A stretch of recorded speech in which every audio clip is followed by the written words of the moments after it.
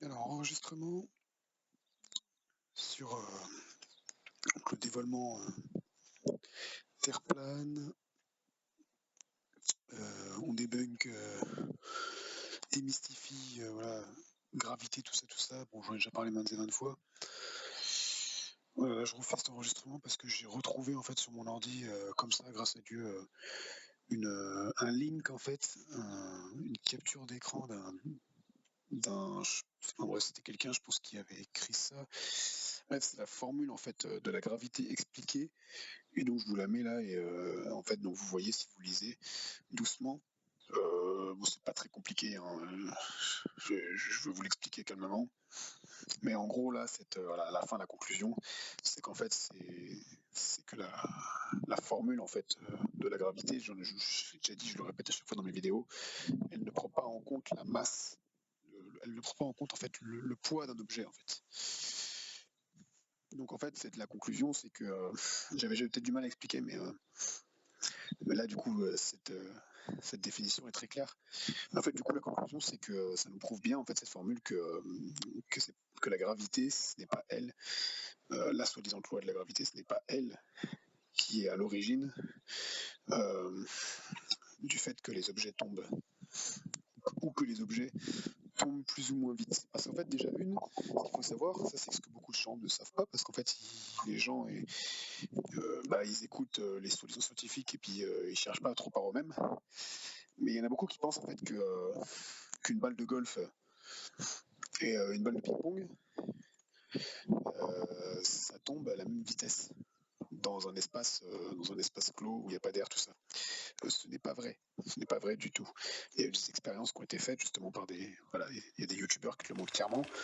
Quand tu ralentis l'image, tout ça. Je prends cette boule de papier dans une main et cette boîte à sable dans l'autre. Je les lâche en même temps, ils vont arriver au sol ensemble.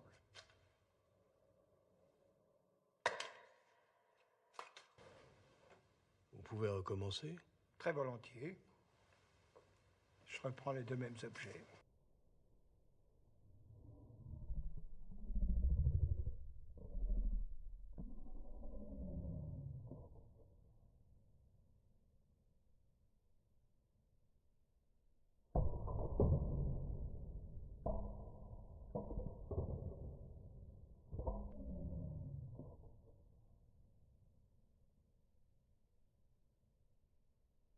Aucune diablerie. Faites l'expérience vous-même. Parce qu'il y en a qui vont vous dire, ouais, en l'absence d'air, les objets ils tombent tous à la même vitesse. Non, ce n'est pas vrai. Parce que les objets, ils ont un poids, en fait. Et là, il y a une force qui, elle, existe bel et bien. Qui n'est pas vraiment une force, c'est une. Je sais pas comment je pourrais dire, c'est une constante. Bref, c'est l'énergie, en fait, électromagnétique qui. C'est le magnétisme terrestre. Lui, il existe bien, le magnétisme terrestre. D'ailleurs, c'est ce magnétisme terrestre là qui donne premièrement en fait par la magnifique propriété de l'eau qui elle est diamagnétique. Ça veut dire elle pousse en fait, elle pousse ce qui est magnétique. Elle est l'inverse en fait du magnétisme. Enfin, elle n'est pas l'inverse, elle est la lentille en fait. Si vous mettez en fait un aimant, comment dire, si vous mettez des aimants assez puissants à côté de l'eau, en fait, l'eau, elle repousse, en fait. Elle repousse les aimants. Voilà, elle est diamagnétique. C'est pour ça que les océans, les mers, tout ça, ça bouge, en fait. Ça bouge, pourquoi? Parce que y a un magnétisme, en fait, qui se fait par en dessous, tout ça. Bon, ça, je sais pas exactement, mais en tout cas, je sais que c'est lié à ça. Pourquoi ça bouge? C'est pas lié vraiment au vent, que ça bouge les océans. Je sais pas si vous imaginez la masse en fait qu'il y a à la surface, oui, les vents ils font, mais par contre en profondeur non, et ça bouge aussi en profondeur. Donc c'est pas les vents, hein. C'est le magnétisme qui fait que l'eau en fait, les océans, les mers bougent vraiment. ensuite, donc, bon, oui, donc voilà. Donc pour expliquer, donc la gravité, c'est pas compliqué. Donc vous prenez balle de ping-pong là et balle de tennis, j'en sais rien. En fait, en gros, ce qu'il faut comprendre, c'est que les deux ont un poids différent, mais la gravité, elle, ne prend pas en compte le poids d'un objet. Du coup, euh, du coup, ça prouve bien que ce n'est pas la gravité qui fait tomber ces objets. Parce que, et la masse, elle, c'est pareil. La masse aussi, en fait. La masse, ce n'est pas le poids d'un objet, la masse. Si je ne me dis pas de bêtises. Enfin bref, faut regarder la formule de toute façon, vous comprendrez. Moi, je trouve que c'est des trucs, voilà, c'est tellement logique en fait pour moi que je sais pas comment expliquer, mais je les comprends en fait. C'est simple quoi. En fait, c'est par exemple, vous voyez ce genre de formule là, comme c'est écrit là, ça embrouille les gens en fait. C'est vraiment relou parce que c'est des formules en fait où on essaye en fait entre guillemets de simplifier au maximum, mais en même temps c'est compliqué parce qu'on vous dit P1, P1, P2, en fait quelqu'un voilà, qui comprend pas, qui analyse pas l'habitude d'analyser les choses, il va pas comprendre ça correspond à quoi déjà rien que P1, P2, tu vois. Voilà, il va pas comprendre ça correspond à quoi M, tu vois, M, alors que bon, voilà, on n'est pas bête, c'est masse, tu vois. M égale, tu vois, G, c'est la gravité, tu vois, dedans. Voilà, enfin bon. Et P1, en fait, c'est la balle 1 et P2, c'est la balle 2, tu vois. La première balle et la deuxième balle, tu vois, c'est la balle de ping-pong et la balle de tennis. Enfin, je sais plus c'est quoi, j'ai pas sous les yeux le truc, donc. Mais bref, c'est la balle 1 et la balle 2. Tu vois, enfin, c'est le poids de la balle 1 et le poids de la balle 2, si tu préfères. C'est P, c'est le poids, en fait.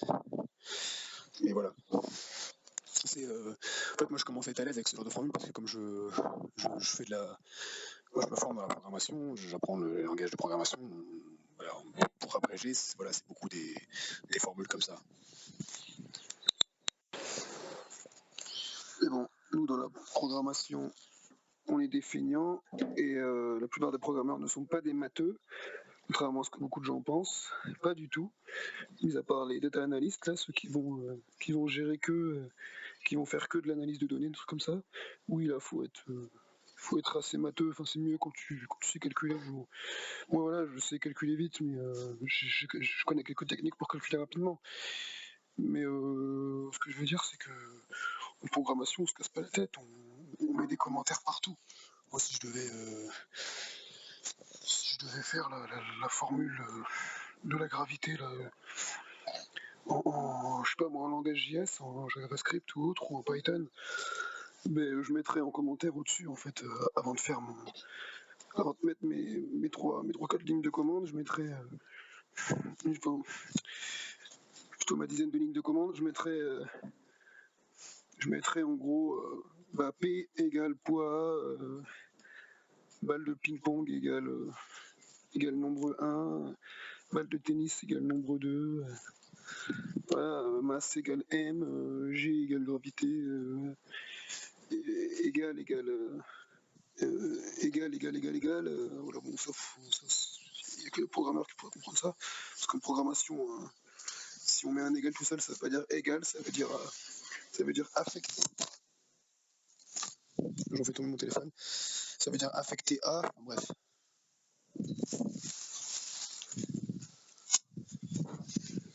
Mais voilà, enfin vous comprenez du coup la formule là.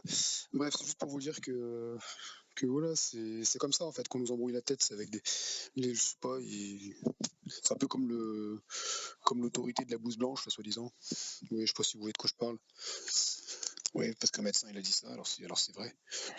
Et non, mes amis, faut que vous fassiez confiance à Christ vraiment.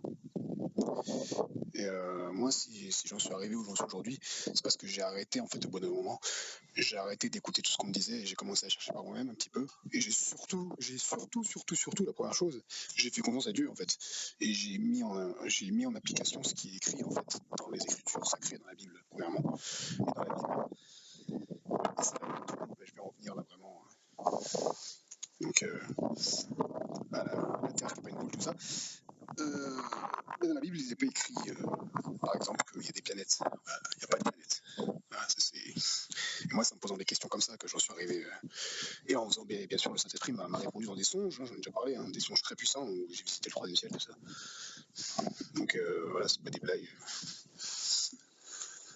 Euh, donc voilà, donc tout simplement, ouais, donc déjà là déjà on a répondu à, donc voilà, je vous ai prouvé simplement voilà, comment on se fout de nous en fait, par rapport à la théorie de la gravité. Et là j'ai prouvé, c'est pas prouvé, ouais, c'est un fake en fait. Voilà. Voilà, donc maintenant je vais expliquer. Du coup, donc, je peux expliquer maintenant la Terre plane.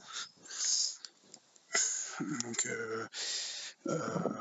Terre plane, c'est pas compliqué, encore une fois, c'est par rapport à la formule. Moi, c'est pareil, ça, j'ai fait des recherches pour moi-même. J'ai observé, d'accord, en mettant en application cette formule.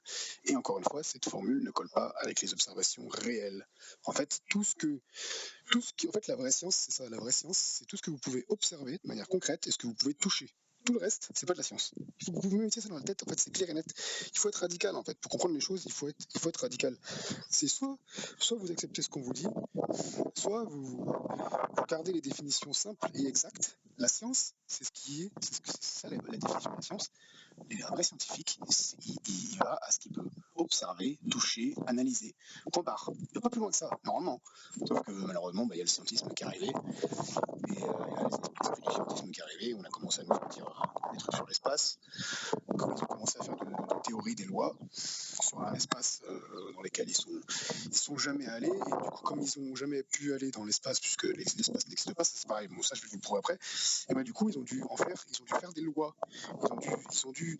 Ils ont dû même inventer carrément une sorte de films et tout, qui sont fait passer pas pour des films, mais pour des réalités. Et du coup, c'est devenu très très grave. Et du coup, maintenant, c'est rentré dans la tête des gens.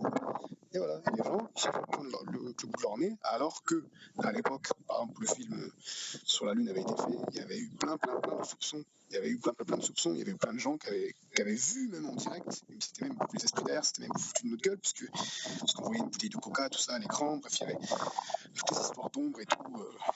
Voilà, n'importe qui s'y connaît un petit peu. Je vais en arriver aux lois de la perspective après. Mais n'importe qui s'y connaît un petit peu, du coup, dans les lois de la perspective, un peu dans les jeux de lumière, il va comprendre que c'était des lumières artificielles.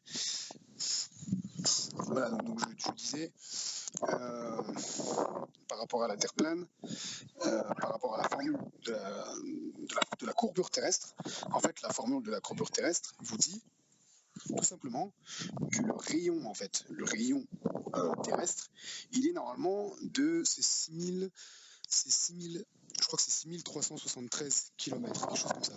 Du coup, en fait, 6373 km, ça veut dire, en fait, c'est vraiment pas compliqué à calculer. Si vous voulez, vous chercherez sur Internet. Moi, je vous le fais en raccourci pour aller plus vite. Ça veut dire qu'au bout de cette distance, mis en kilomètres, mis en kilomètres simples, pas en rayon, machin truc, enfin, voilà, au bout de 6000 et quelques kilomètres, au bout de 6300 et quelques kilomètres, on doit commencer à voir. En fait, c'est pas 6300, c'est. Excusez-moi, faut enlever des zéros. C'est au bout de 6 km, parce que c'est un rayon, en fait, donc il faut diviser. Excusez-moi pour les bruits derrière, je suis dans le jardin, puis je suis avec ma fille. En fait, pour vous donner une idée, c'est au bout de 6 km, et quelques, au bout de 6 km, et quelques, l'œil humain, en fait, c'est environ au niveau de la mer. Si vous êtes au niveau de la mer, bien sûr, parce que si vous n'êtes pas au niveau de la mer, ouais, puis il y a plein d'obstacles, en fait. Mais si vous préférez sur un terrain totalement plat, en fait, entre guillemets, oui, totalement plat, comme par exemple l'eau, parce que l'eau est toujours plane. Ça c'est prouvé, il n'y a pas de. Voilà. C'est partie de sa propriété diamagnétique aussi. L'eau est toujours plane, elle prend la forme dans le fond de son contenant, mais à la surface, elle est toujours plane. Ça, c'est comme ça, c'est pour ça qu'on a inventé qu'on appelle ça des niveaux, les mettre à niveau. Là, c'est avec de l'eau, et c'est de l'eau dedans, avec une bulle d'air. C'est pas pour rien, c'est de l'eau, parce que l'eau, c'est toujours plat à la surface. Ça bouge pas, c'est toujours plat. Tu peux pas faire de l'eau courbée à la surface. Mais à part s'il y a du vent, oui, ça bouge, mais dès que le vent s'arrête, paf, c'est plat. Voilà. Pourquoi c'est plat? Parce que c'est diamagnétique.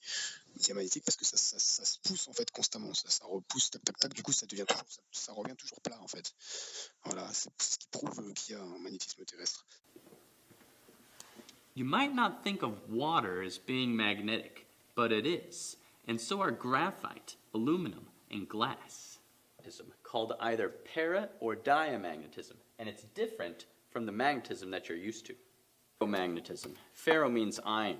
An unmagnetized piece of iron, or nickel, or cobalt, becomes a magnet in the presence of a magnetic field. The effect is strong and lasts even after the magnet is removed. Paramagnetism is a similar effect, except that it's much weaker and temporary. Aluminum is a good example of a paramagnet.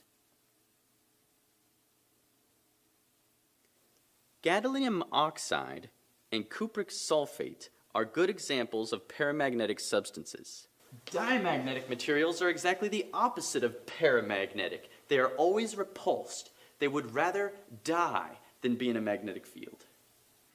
An important example of a diamagnetic material is graphite.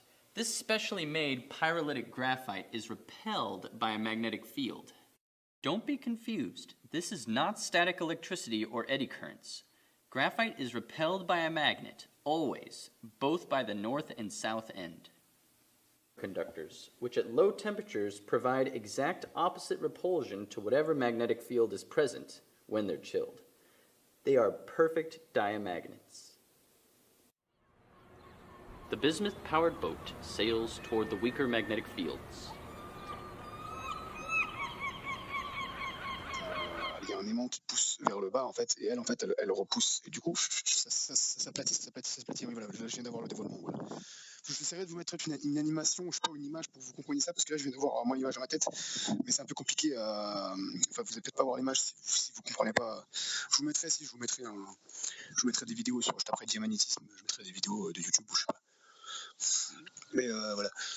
Il faut vous imaginer à la surface de l'eau, enfin, l'eau en fait des flèches vers le bas et des profondeurs de la terre en fait des flèches vers le haut qui poussent et du coup ça se repousse et du coup ça fait que l'eau est tout le temps plane.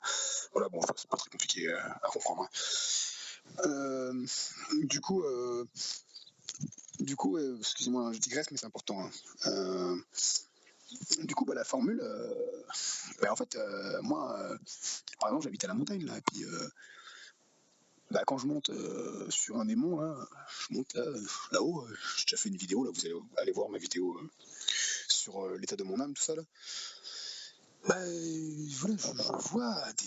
Je perpète les doigts, mon ami, hein, je vois super loin. Et, j'ai déjà fait plein de photos, je vous mettrai des photos et tout, que j'avais fait quand j'étais en Dordogne, en Lot-et-Garonne et tout. Il y avait un endroit, en fait, notamment chez la grand-mère à ma femme. C'est un truc de fou, hein. Vous voyez, je sais pas combien de kilomètres, hein. Vous voyez, à des centaines de kilomètres à la ronde. Hein. En fait, elle est un peu sur les hauteurs, et en fait, c'est vraiment plat, en fait. Il y a pas de, en fait, si vous voulez, quand je dis que c'est plat, c'est qu'il n'y a pas d'obstacle, en fait, devant. Il n'y a pas de grande montagne, c'est un paysage qui est plat. Quand on dit que la Terre est plane, elle est plane à sa surface. Bien sûr, il y a des montagnes, on les voit, les montagnes, tout ça, elles sont pas plates, les montagnes. On parle à sa surface, en fait, au niveau de la mer, elle est plane. Voilà, vous voyez, en fait, c'est comme un grand plateau. Vous voyez la photo, là, et en fait, vous voyez, c'est totalement plat. Et là, en fait, ce qu'on voit très très loin, ce que vous voyez au plus loin, là, que votre œil peut voir, c'est à, je sais pas combien de kilomètres, c'est très très loin. Mais en tout cas, ça va au-delà de la courbure terrestre. Et du coup, moi, par exemple, quand j'habitais à Captieux, c'est un village, le dernier village avant les Landes, en Gironde. C'est un des derniers villages avant les Landes. En fait, il y a un village en fait, qui est à 15 km de Captieux, excusez-moi, qui s'appelle Bernos-Bolac. Vous regardez sur une carte, vous prenez Bernos-Bolac et vous prenez, moi, là où j'habite maintenant, les Pyrénées. En fait, bon, c'est pas exactement ces Pyrénées-là, mais ouais. Bref, de Bernos-Bolac. En fait, il y a une montée, au plus haut point, en fait, enfin, je sais pas si c'est le plus haut point, mais en tout cas, il y a une grande route principale à Bernos-Bolac. Et en fait, quand vous êtes en haut de cette route-là, vous pouvez voir les Pyrénées. Et si vous regardez sur Maps, vous allez voir que vous êtes à 300 km. Donc voilà, ça veut dire qu'elle devrait être à 700 mètres sous la courbure terrestre.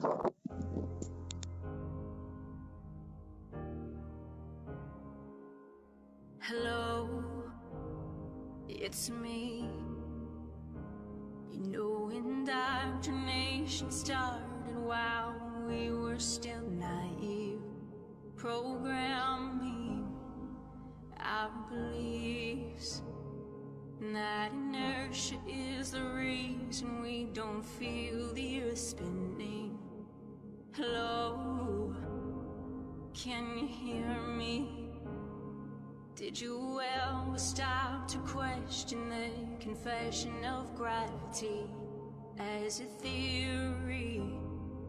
Funny thing, force alone can be explained with buoyancy and density. The sun is closer than what they've told us, not 90 million miles away.